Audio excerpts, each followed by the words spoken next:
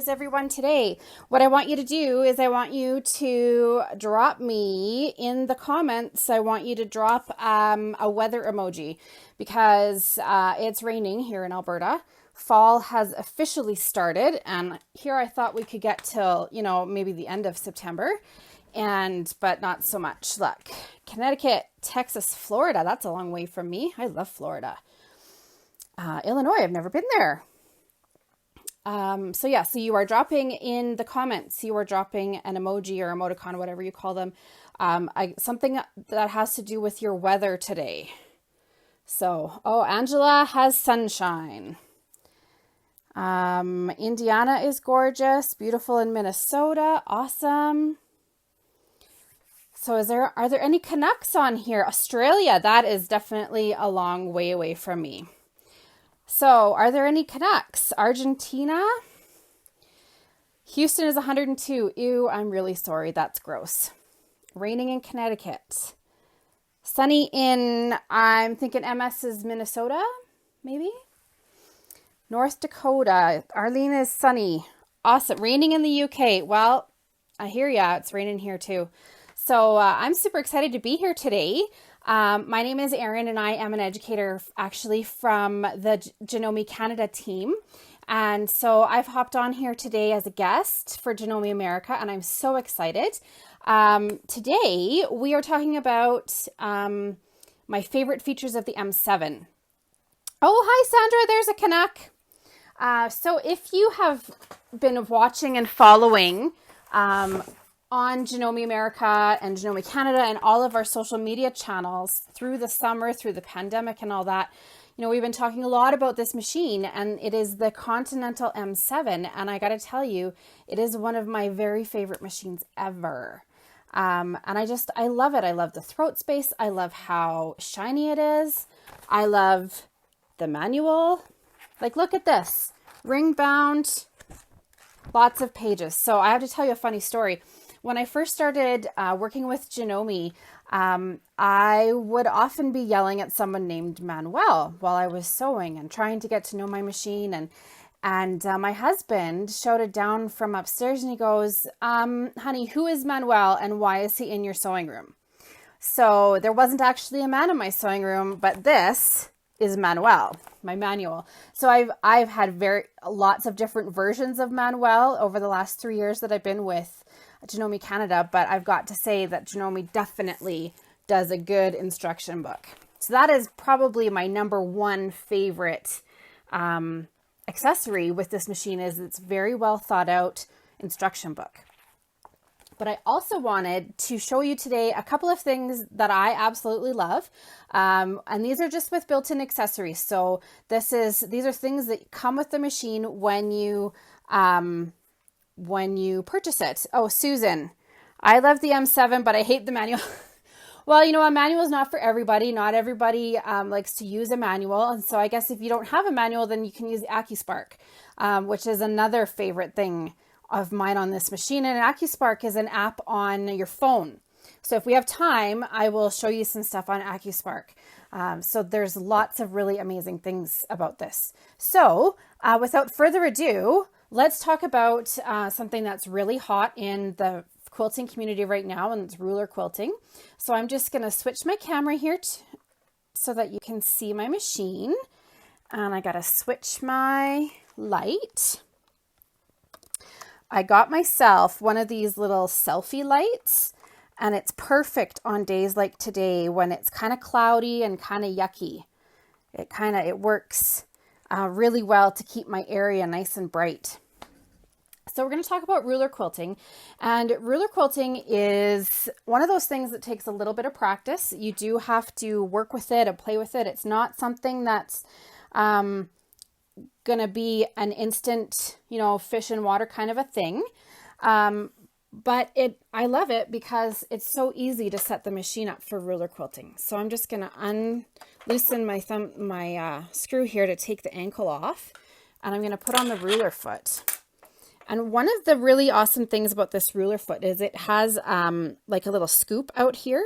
So that makes it so that you can see the needle and the thread as you are quilting. So I'm going to put this on here and tighten up that screw. And I always like to use my screwdriver because then you get a really good fit of the screw on the ankle and on the machine and that kind of thing. And so the next thing I'm going to do is we're going to go up here and we're going to look at the screen.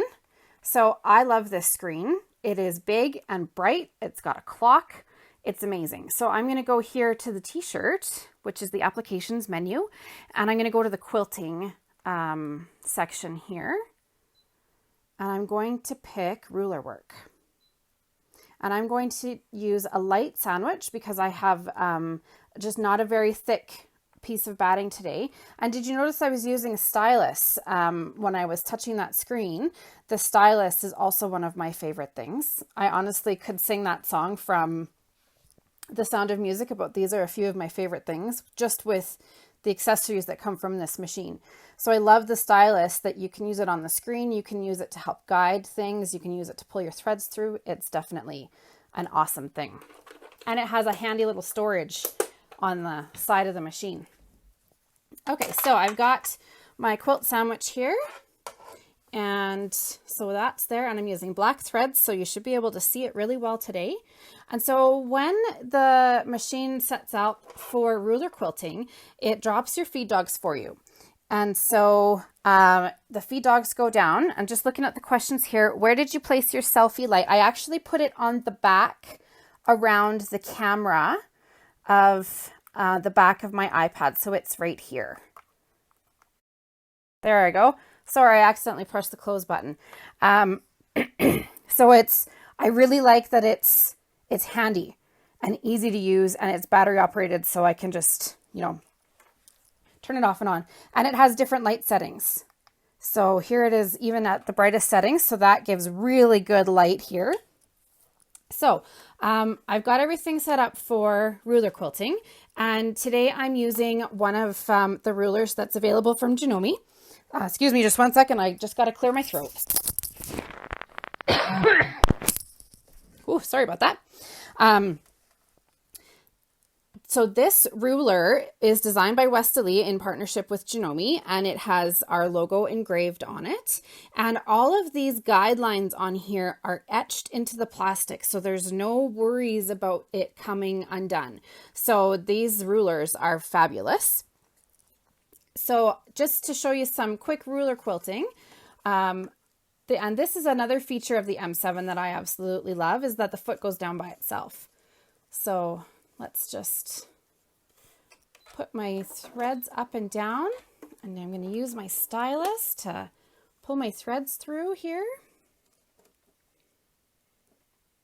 And there's my tiny little bobbin thread. I got that there. So now my threads are through. And I can start with the ruler quilting. So if you were going to do a great big project with your machine and do like lots of ruler quilting on a big project, there's a couple of features that make this machine really awesome for ruler quilting. One of them is this enameled surface of the bed of the machine. And so you can see the reflection here. It's enameled metal. So it's really durable and it's quite slippery so that you can easily move your fabric sandwich over it. So I love that. That is definitely one of my go-to things. Now, when people talk about machines, and I'm going to flip around so that you can see my face. When people talk about machines and free arms, that is something that people really want. They really want a free arm, but you don't actually need a free arm for a lot of things, because just with a few simple adjustments to your technique, you can sew things in the round on a machine like this. And I'm going to show you how to do that too. So I'll just flip back. Sometimes it's easier to talk about something when I'm looking at you instead of when you're just looking at nothing. So here we'll go back around here to the front of the machine and the ruler quilting. Now, this little sandwich that I have quilted, look at that stitching, isn't it gorgeous? So the M7 automatically changes the settings on the machine for ruler quilting. So you don't have to worry about thinking about, oh, I got to put my feed dogs down and oh, I need to do this and oh, I need to do that. You can do that just with a touch of a button. The other thing that I really love, and let's just look at the front of the machine here, is this right here. And this is the speed setting.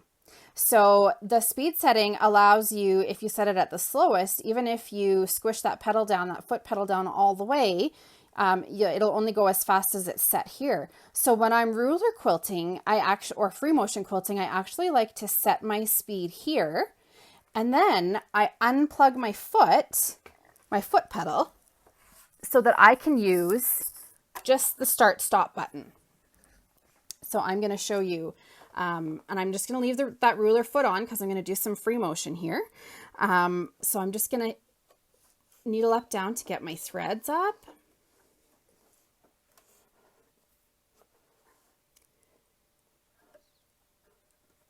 Okay, there we go. We got some, and I'm going to press the start button up here so that I can quilt and my foot doesn't ever get tired. And if I find, if you look here, you can see my stitches, they're kind of long for quilting. So that means that I'm moving my fabric faster than I'm moving the speed of my needle. So I'm just going to turn my speed up just a little bit so that I can get better stitching. Like, look at that. Look at how beautiful that is. So I absolutely love the option to use the button on the machine. So that is just beautiful, smooth curves. So this is just with a regular bobbin case. If you then put in a blue dot bobbin case, which doesn't come with the machine, which is why I'm not showing it to you, but if you put a blue dot bobbin case in, then you'll have even better free motion quilting. So that is, that's one of the things I really love.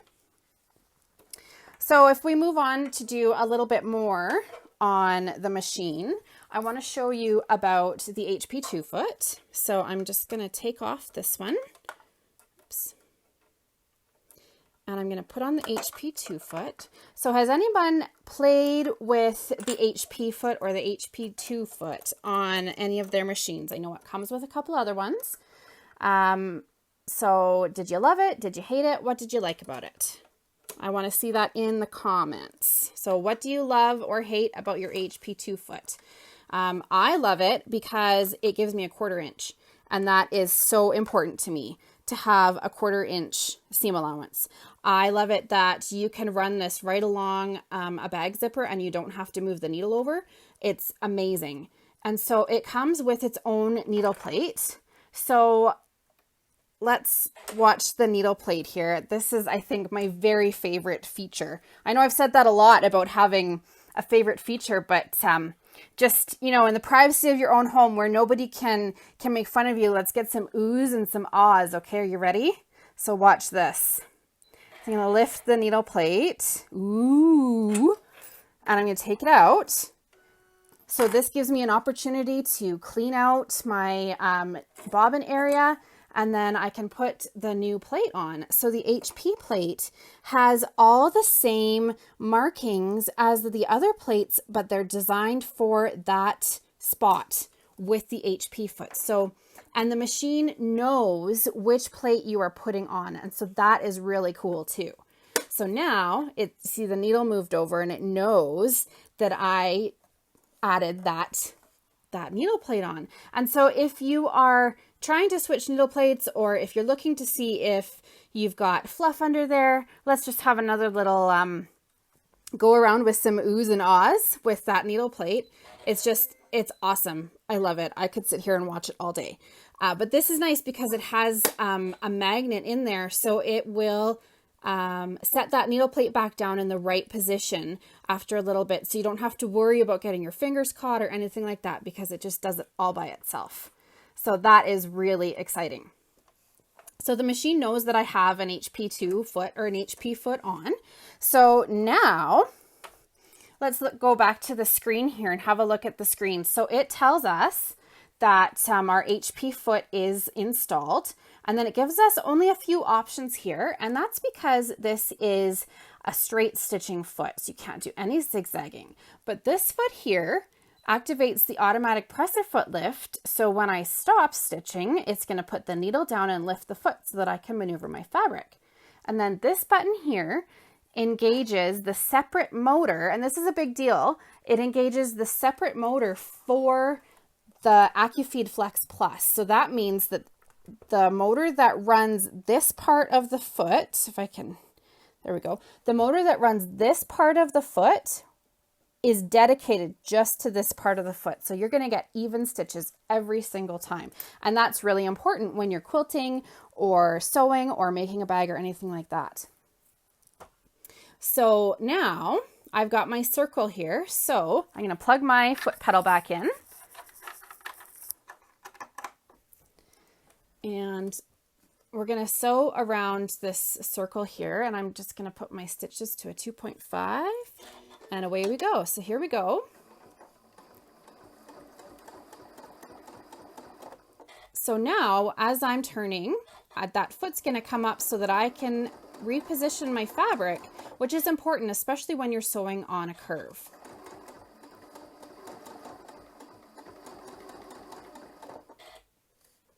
So I'm going to go around, and if you've noticed that this toe is shorter than the other toe on the foot. And the reason for that is sometimes when you're going around a curve, you see how this fabric is kind of bunching up here? This is shorter so that this fabric can sort of work out its little kinks as you're going around a corner. So we'll get to here, and I need enough space to turn it. So I'm just going to backstitch a little bit. And then I'm going to use the built-in scissor. I love the built-in scissor. Oh my goodness. I think I need to make a version of that song, but these are a few of my favorite things. So there's just so many awesome things. So now I'm going to use pinking shears, and let's just back the camera up a little bit so that you guys can see what I'm doing. And I'm just going to trim around my circle with pinking shears. And you know, pinking shears are one of those tools that our mothers used a lot when dressmaking and doing garments and that kind of thing. And you know, I didn't have pinking shears for a couple of years after I started sewing, and then I realized that I needed them because I used my mom's all the time. So here's another little great use for that stylus that comes with your machine, is you can use it to poke out your corners, in this case your curves. So you can poke that out, and then I left lots of seam allowance here so that I can press it and tuck those ends in. So I'm not going to do that right now because I want to show you about top stitching with the HP2 foot. So I'm going to increase my stitch length to a 3. And now we're just going to top stitch around these curves, and you'll be able to see what I mean with the sewing on a curve and it bunching here. So I'm just going to start sewing. So when I start sewing, these feed dogs are going to come up and the foot's going to go down, which means that I can sew really delicate fabric without having it snag as I'm positioning it.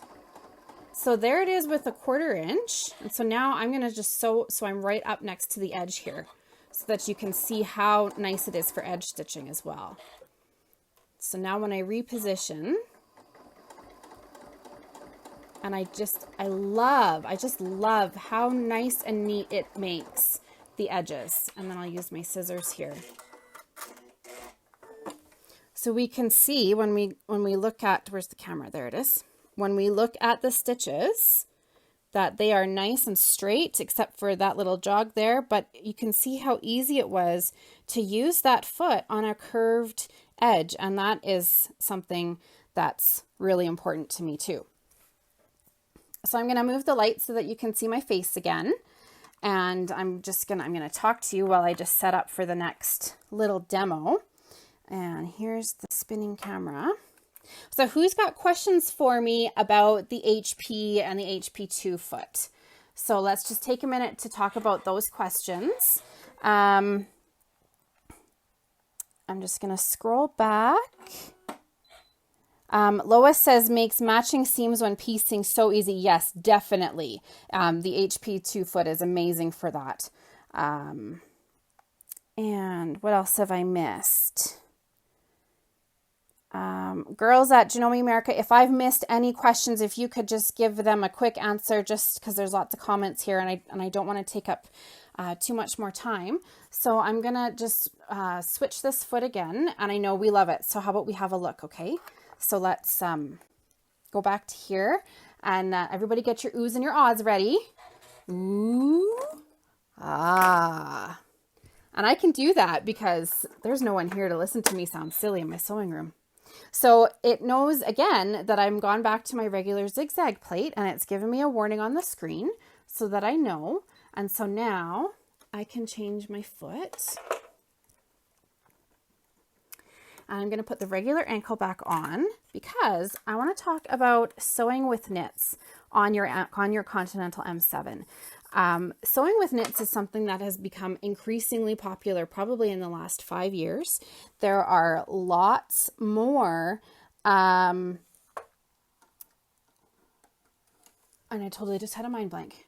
There's lots more focus on,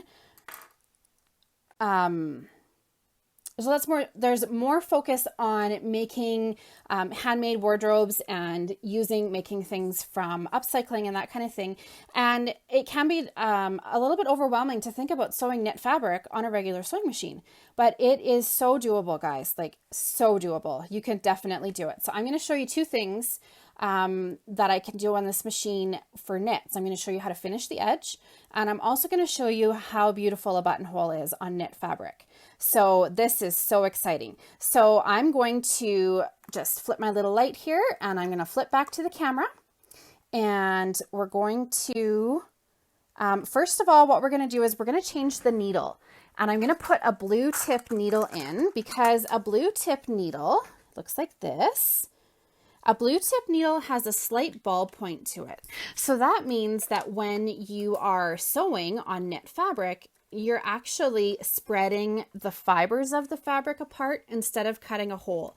And that's really important because the red tip needle is a sharp needle. And so it actually will cut the fabric. And so that's how you can get holes or runs in your seams on a knit fabric because of using a sharper needle. So you definitely want to use a ballpoint needle. The next thing that I'm going to do is I'm going to use this M foot, and this is the overcasting foot. And I like it because it helps keep your seams nice and flat. And see, we've got little wires here, and these guide the thread so that the fabric doesn't get stuck down inside. And then the other thing that we're going to do is we're going to go back to our screen here, and we're going to go to the applications menu, which is the t-shirt, and we're going to look at seaming, stretch, or knit fabrics. So we can see that it automatically chooses which setting to use. So I'm using a bamboo lycra, so I'm going to use light. It's very fine, and it's not flimsy, but it's not stiff. It's drapey is the word. It's really drapey. So the first thing that we need to do is we need to sew. We're going to sew our seam. So I'm going to use my F foot, and I'm going to sew a seam here on the edge of the fabric. So I like to start my seams when I'm doing knits. I like to start them a little bit further back from the edge, and that just helps everything stay in the same place. So I'm going to start sewing here. And you can see that the machine is doing little zigzags on the stitches. Now, if my thread was out of the way, we'd be able to see it even more. So let me just take a second to get that thread out of here. And just gonna give it a quick little snip so that I can get it out of the way. And here's where that stylus comes in so handy for readjusting things. Okay, so we've got that out of the way. And so now we're watching right here, okay? We're watching where the pattern that this needle is making. So we can see it's doing tiny little zigzags. And so when we look at our seam when we're all done, we can see that we've got really good construction stitches. They're small, they're not gonna stretch out of shape, and our seam is also going to have that flex that a knit fabric needs to stretch and move with the wearer. So we look here, we can see we've got really great stretch, and none of our stitches are popping, and so that is really exciting. So Jeannie, which settings are you asking about? Are you asking about the settings for knit or settings for woven? So if you can just pop a quick little note there in the comments, and then I know what to show you. And I'll come back to you because there's probably a little bit of a lag. So this is a woven seam or a knit seam. Oh, she wants to see knit. Okay. So I just used the applications menu on the machine. That's all I used. So it's the t-shirt menu here. So if you go back to the t-shirt, you can see that it gives you all these options, seaming woven, seaming stretch, or knit.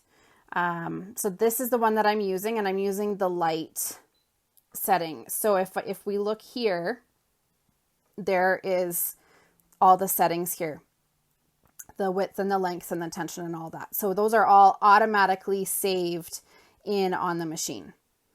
So I'll just minimize this down.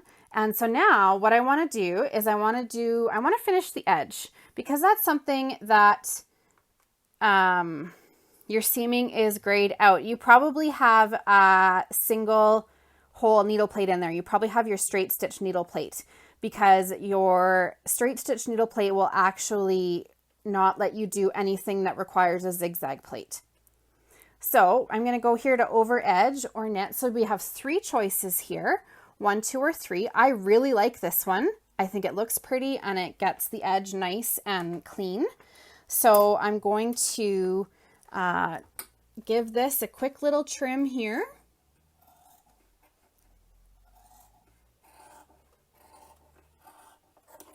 So I've trimmed it to just over 1/4 inch.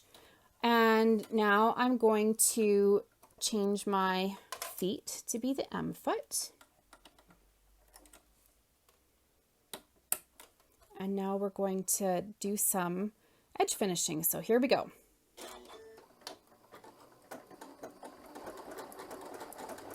So we can see that the foot is making sure that the fabric doesn't get moved down inside the machine. And we've got a little guide here so that we can put our seam allowance right up against to the edge.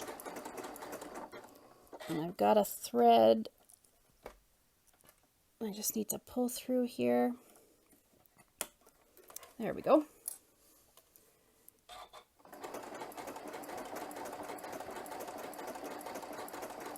And you can leave that pivot function on so that you can readjust as you need.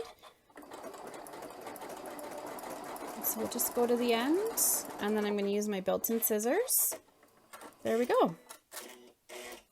So we can see that we've got a really nice edge finish here on knit fabric. And so even though a serger is amazing, and I could, talk to the moon and back about a serger, you can still do knits on a sewing machine, and that's really exciting. So the last thing I want to show you is doing a buttonhole on a knit fabric. And this can be kind of scary because there's lots of tiny, tiny little stitches, but you don't need to be scared because the machine is amazing. So I'm going to attach the buttonhole foot here to the machine. And actually, before I do that, I want to show you what this part is. So this is the buttonhole foot, and then this is the stabilizing plate. So this is a plate that goes between underneath your fabric, and then your fabric gets gripped by these sliders here, so it grips the fabric nicely. And this gives you some extra stability for doing a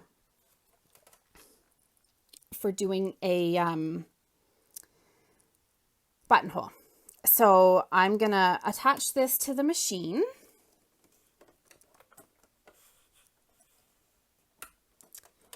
And I'm gonna put my fabric in between the plate and the back, and then I'm just gonna open. I'm just pretending that I have a button in here. I don't actually have a button that's handy at the moment. So I'm just gonna put my foot down, And so here we are, ready to go for a buttonhole, and I will try and zoom it in a little bit for you so that you can see it a bit better. The zoom sometimes doesn't work when doing live. So I'm going to go up to the buttonholes. So when we look here, we've got all these buttonhole options. So we've got options for straight buttonholes, curved buttonholes, all kinds of different options here. And so if we look at AccuSpark, so I'm just going to open up the AccuSpark app here and I can show you how awesome it is. So here's AccuSpark on my phone. I'm using my iPad. So I want to take a picture using my QR code scan tool of the buttonhole section. So I'm going to activate that and then just bring it up. So there it is. So we've got all kinds of information about this square buttonhole. So if we wanted to, for example, know about buttonhole number 10, so here is information for a stretch buttonhole. So now we can see what settings the machine needs to have to do a stretch buttonhole. So to confirm those settings, we can go into the screen here and we can see that, yes, it's a stretch buttonhole and it's got all these settings here. So I love that this machine is smarter than I am. It's awesome. So let's stitch out a stretch buttonhole. So I'm going to hang on to my thread tails and I'm going to take my foot control out because you can just use the button for this part. And so we're going to start here.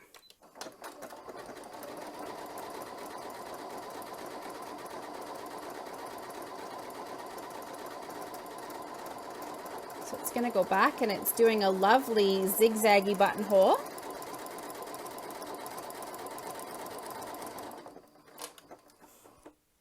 And I did put a piece of interfacing in the middle here, so that helped to support it as well.